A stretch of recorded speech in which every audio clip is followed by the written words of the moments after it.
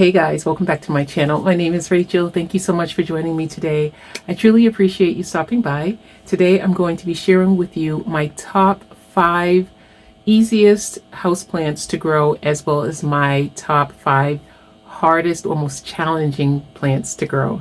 And I have a couple of honorable mentions for each of them, but I will mention them as I'm going, because I'm going to mention them side by side. Like I'll do one of the easiest and one of the hardest. Okay, so that's how we're going to do that. We get right into it because we have, I believe, 14 plants to get. I believe we have 14 plants to get through, but it's just the top 5s, but just with a couple of honorable mentions that had to be mentioned in with this. I just wanted to share a few pieces from Ana Luisa with you. I am so excited about their spring sale. I love to layer my pieces of jewelry in the springtime. And I usually wear a little bit more jewelry in the springtime because summertime, as much as I wear jewelry, I don't layer as much as I do in the springtime, simply because it's just the perfect weather for lots and lots of accessories, but with simple clothes. So I really, really like that. And so today I have on 3 necklaces that I'm sharing with you. I have these 2. These are new pieces that I have not shared with you in the past. This little pendant with the 3 rings on it is so gorgeous. I love it so much. And I have it paired with this necklace that looks like an XOXO necklace, but it really isn't. I, as usual, wore this ahead of time just to see the reaction that I would get with these pieces, and they both got the equal amount of attention. So there's not a standout piece this time. And then my pairing it with this little pebbles necklace, it's always a standout piece. This one right here always stands out because the chain on my skin looks almost naked, so it just looks like a little pebble, but then it just brings everything together, which is to me the best necklace stack when you have points of interest at each level. And so this is just, I just love it. I love it so much. These pieces right here are perfect together. Even without the pebble, they are perfect. They layer so beautifully. I really like this combination. So I wore them on their own and they were still statement pieces. So they're great. Ana Luisa will be doing a great spring sale, so I hope you get a chance to check them out. Okay, so I am going to start with the biggest plant in front of me, which is my Maui Tahiti, or Tahiti Maui. And this is in the best category. And here she is. She is huge. No matter where I set the camera up, there's no way for me to fit this entire plant in the camera at one time. All of the white stuff is diatomaceous earth. Let me see if I can turn back this way. No matter what, I cannot fit the entire thing in the camera. I will give you a little bit of footage of this plant sitting in my bedroom. Oh, this thing is so gorgeous. And this was a gift to me from Dave, and he shared this beautiful plant with me, and I have been thoroughly enjoying it. When I got it, it was huge. In the transport, there were pieces that broke off, and then there were some that I had to trim because I couldn't fit it any place in my house. And in that time, I repotted a lot of the pieces that I took off, and they all grew. Not one of them was lost. And so I had to remove some of them from this pot and place them into their separate pots. And then I had some in separate pots altogether. So my house is filled with incredible happiness of this plant. And I'm not sad about it. This is a beautiful plant. I love it. It's easy. It's very forgiving when it comes to water. And then it's also vocal. It will tell me it needs water because it will just start to get a little bit droopy. And because it's such an eye catcher, it is easy to recognize when this plant is talking to you. That's diatomaceous earth. It's easy to recognize when this plant is talking to you because you just see that it's just not as perky as it would normally be. So at this point, this is one of the most easy plants in my collection. And I do see why it was so huge in his collection, because it just continues to grow and grow and grow and grow. If I were to compare the speed of the way that plant grows to another plant, I would say more like a pothos. A pothos, or even a tradescantia. It grows just that much. Even with these big, huge leaves, it just grows. It's constantly in growth and putting out new stems. So it is such an easy plant, and I truly do love it. Now going on the opposite end of not easy plants, I'm going to my El Choco Red. I'm not saying that across the board that everyone feels that this is not an easy plant as much as for me, it is not an easy plant. This is, again, diatomaceous earth on everything. I just have to take the time to wash it off. It is now growing in semi-hydro, which is making it a lot easier because it is so very thirsty. But then if you overwater it in soil, it is not forgiving when it comes to the root rot. So this plant was really big. Now it's teeny tiny, but I'm happy that it's growing now that it's in the semi-hydro. It completely rotted. I chopped it and just put it into some stones, and so now it's growing. But this has been a challenging plant for me because there were so many plants in one pot. I separated them out to see if I could find whatever it was looking for. Nothing worked. So, well, not nothing. This right here is the only one that survived. So that's not true. I think I have a little tiny one still holding on for dear life in soil in my greenhouse. Hopefully it'll make it through the season. This is a challenging plant and it is not forgiving. It doesn't necessarily give you a telltale sign that it is not happy until it is like, I'm done with you, okay? That's when this plant tells you it's not happy. So this is gonna be on my list for challenge, and it's just a difficult one for me. Okay, now let's go back to the happy side, and we're gonna go to, Hoya. On the happy side of Hoya, I have this one right here that is one of the most forgiving. This is my Hoya Viola, and I purchased this off on Facebook Marketplace. It was not tiny, but it wasn't as big as this, and I've cut this and shared it, I believe, 4 times. I cut it and shared it for plant trades. I've cut it and shared it just with friends, and this plant puts out more and more and more every single time. Always so happy. It's very forgiving when it comes to not being watered, because I forgot to water it for quite some time when it was in the cabinet in the hallway, and when I picked it up, I almost threw it up into the air because it was so light. I just picked it up and it just like went up because it was just so light. I hadn't watered it in so long, and it's in a very, very loose kind of soil mix. So it just wasn't heavy, but in that time, it put out this giant shiny leaf. It is so happy. It is so beautiful. And it put out, there were 2 more leaves that came out along with that. No, 3 more. This entire stem filled in, and there's a little baby right there that I'm going to do my best not to knock off. But this plant has been so forgiving, so very easy. When you look at it, it looks as if it will be a little bit more fragile, but it's not. It is so forgiving and easy, and I love it. Not only, it doesn't really tell you when it needs water, but because it is so drought tolerant in my care, it's okay. This is just a wonderful plant, and I am really happy to be growing it. So this is my beautiful Viola, Hoya Viola, and she's very, very easy. And I do have a runners up for her. I had to mention my Alocasia Lisa, and I'm sure you've seen this before. I mention it all the time because this is a plant that Mona shared with me in some plant mail. Let me make sure. Okay, I'm seeing a little white. Okay, there's sometimes the diatomaceous earth clumps up in white. I just have to make sure it's not mealies. So she is in constant growth. She constantly has 2 little buds on the top like she does right now. I don't know if you can see her, but she has 2 little red buds up there.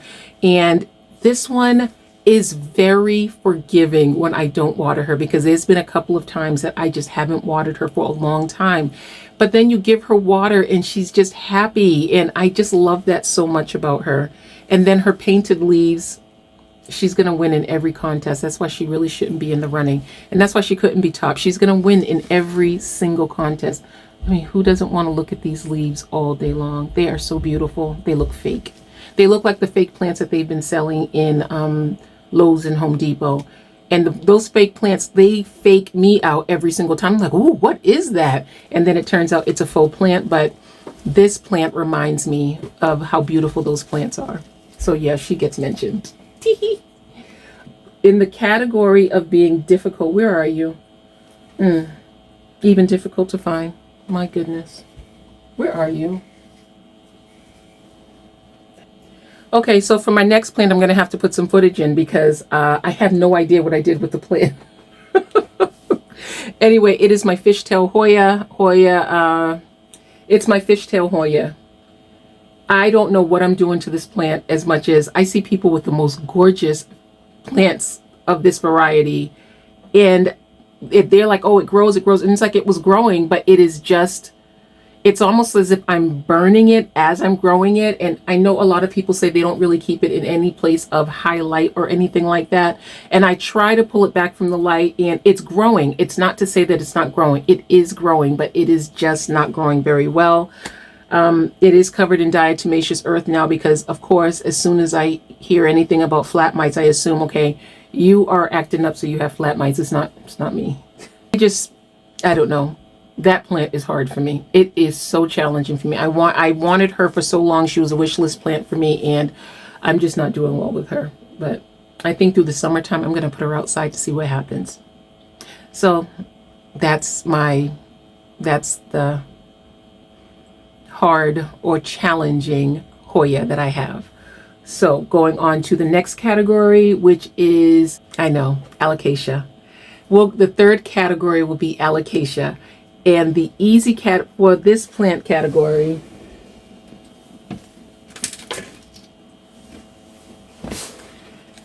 for the easiest in care, I'm going to go with the Heterophila Dragon's Breath. I don't really know what the full, I'll put the full name on the screen.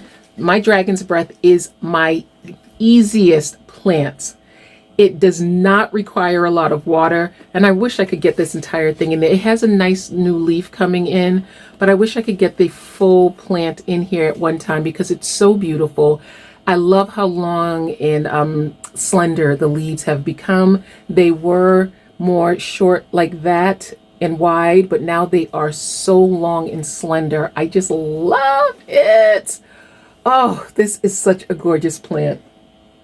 I'm dropping its substrate out. It's gorgeous. I absolutely love this plant. Look at these leaves. She is so beautiful and so very forgiving. Like right now, she looks like she needs to be watered, but she is as happy as a clam. Look at her. Look at that. I love her. This plant makes me so happy.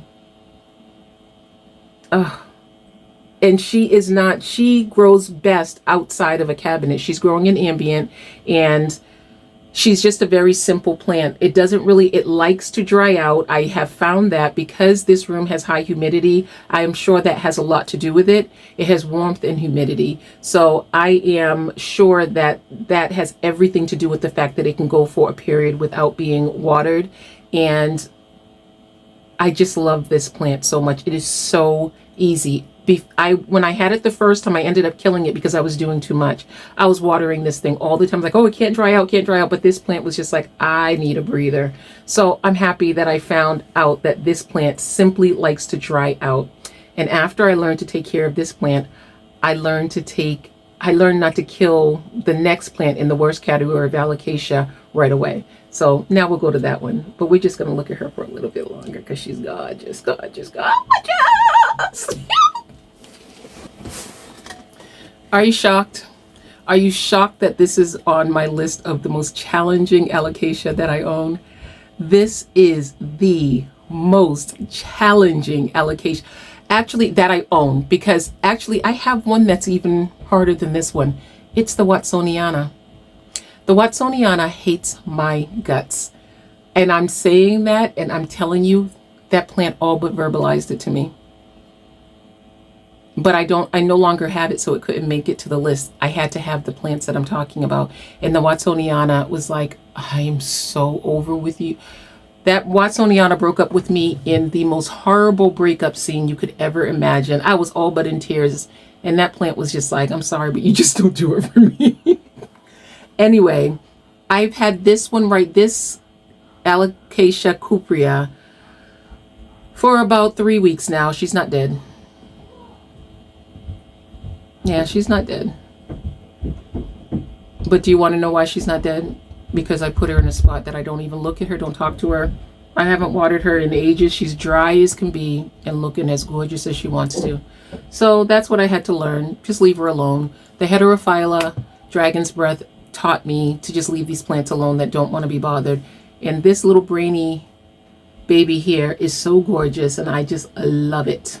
I truly do. I love it. She has a new leaf coming in. I'm going to leave her alone and just let her be. I put her in my favorite outfit that I have for my plants, and I said, I'll just leave you alone. And I leave her over here. Low light and high humidity. Or should I say very indirect light and high humidity. So there you have it. And hopefully she does not like throw a tantrum because I just touched her. Because you know, you've seen me with those plants. I'm not going to go on a rant. I'm not going to go on a rant. But you've seen me with those plants. Anyway, now, I believe that is number 3, or is that number 4? So there was Philodendron, Hoya, Alocasia. Okay, I'm missing a category.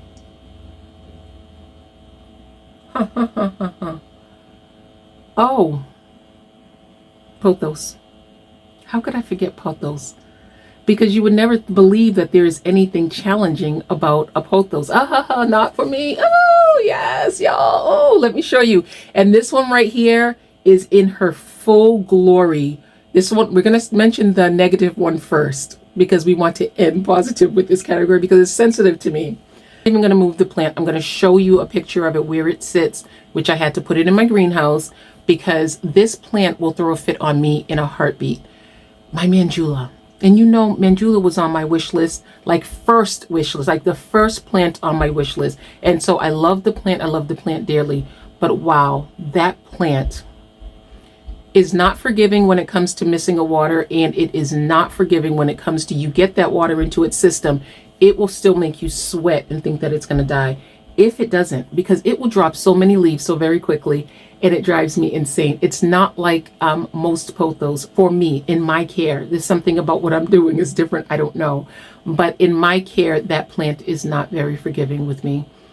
I love Mandula. They are so beautiful, but they want a lot of water. They really thrive in high humidity, and they make you wait before they bounce back. It's not like you don't water another type of pothos, a green pothos, and by an hour or two, after you've put some water into their pots, they're back and just like happy and they love you and they're just like jumping around playing. Not with the Mandula. So she is my most challenging. I still love her, but she is my most challenging pothos that's in my collection. Yes, and so now let's go on to good because we want to stay positive. And this one is positive.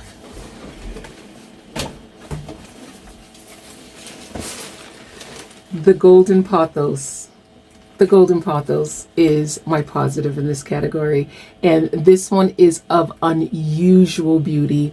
I keep her trimmed. I have not been letting her grow out and grow down because I want her to stay exactly like this.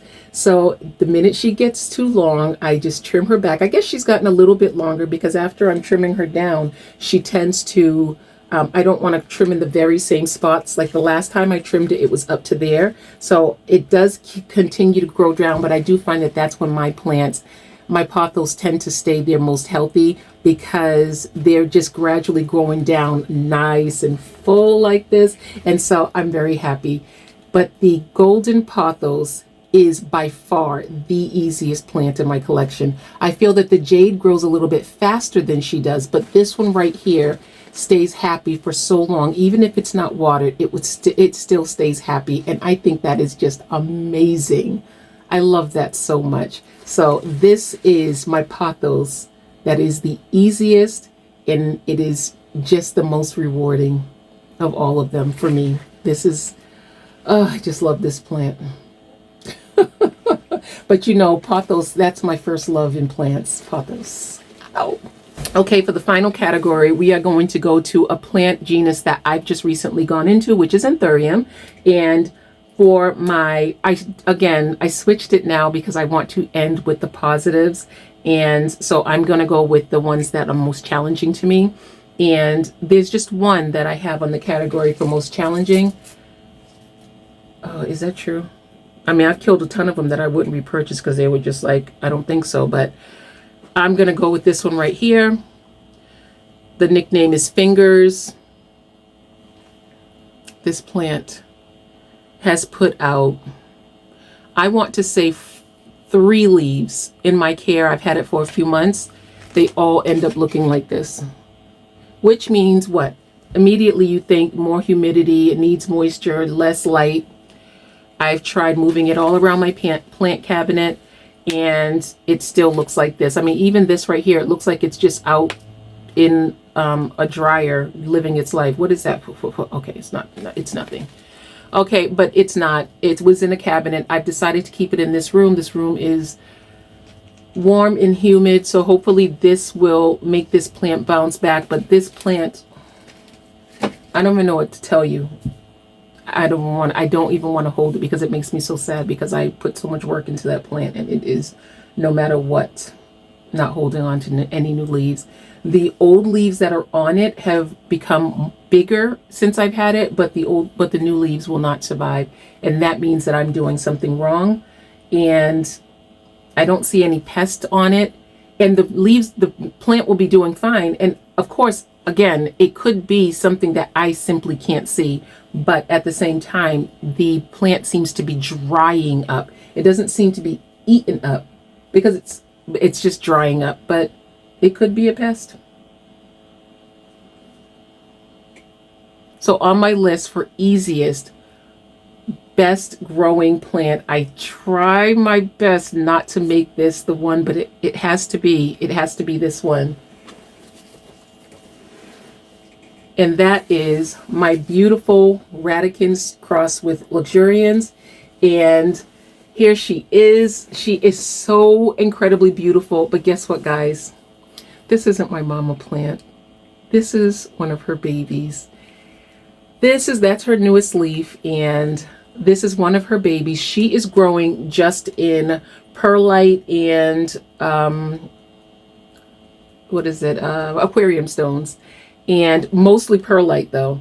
And that is my favorite way to grow this plant because that is what works for me with this. I don't know why. This is what balances it out for me, but with this plant, this mixture is what works for me. I could sit here and look at this plant all day long. I just love it. I absolutely love it. And it looks like this leaf, it's getting so big. The stem is pretty big. It does have a bloom about to open up in there. I don't know if I'm going to trim it off or not. It already has a new leaf coming in too. But this is a constantly growing plant. I love it so much. So the mama plant is over here. Let me put this one down so that I don't damage its new leaf.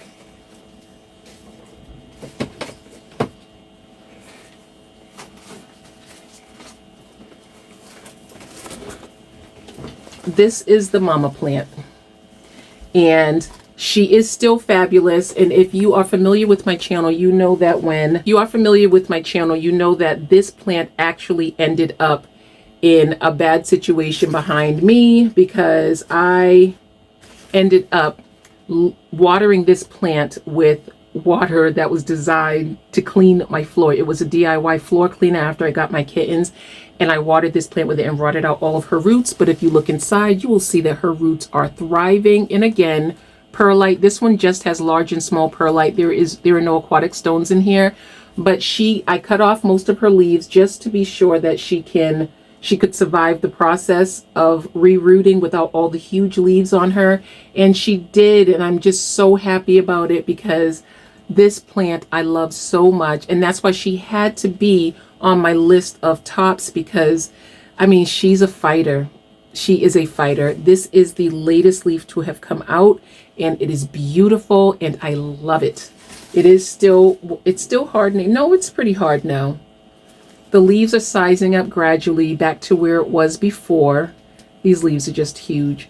And I'm so proud of the fact that even through all of that nonsense, these leaves were able to hold on. So yeah, I had to mention her. But this one has a runners up because I've mentioned this one before.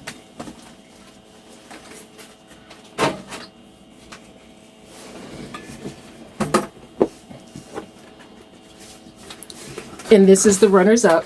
This is the runner up for my category of easiest Entherium, and this is a plant that I purchased at the Home Depot for $12.99 from proven winners, and this is the Heart's Desire Entherium, or the Entherium Heart's Desire. Guys, look how beautiful she is. She's the runner up simply because the other plant fought so hard through the trials that I put it through. But this one right here has been babied from the beginning, and of course she's grown in and she's beautiful, but I had to give my Radlux its space. So it went from this as the last leaf, and then it went to this one. I love it. And the only thing I use for the fertilizing is the Miracle Grow, the blue Miracle Grow. I just cut it like to a quarter strength, and that's what I use for these plants. And I do it every single time I water them. So, and then I flush it through. And this one is actually in a soil-less mix. It's in Cocoa Core and Perlite. So, yep, see that? And it's in this great big pot because the roots are massive. The ball of roots is massive. So when I up-potted it, I didn't have any other pot to put it in other than this one. So in time, I'll be able to move it a little bit further up, but right now it's just low, and I didn't fill the pot so that I wouldn't, overwater it, even though the soil is super, super chunky. So that's that. So those are all my best and my easiest and my hardest. I don't want to say best and worst because I love all of my plants. If I don't love them, I usually find someone who will love them. And so, yeah, I love all of my plants, but these are just some of the best, the easiest to care for and the most challenging to care for, but worth every piece of the challenge. Thank you so much, guys. If you have a list of easy and hard plants to take care of, please let me know what's on the top of your list. I would love, love, love to know about them. So please remember to check the link down below for a discount on Ana Luisa pieces. Go check out their website to see what you're interested in. They're always coming out with something new and amazing so that this spring you can be pretty and adorned with beautiful neck pieces and earrings and rings and anything else that you want. Thank you so much for joining me, guys. I'll talk to you soon. Bye.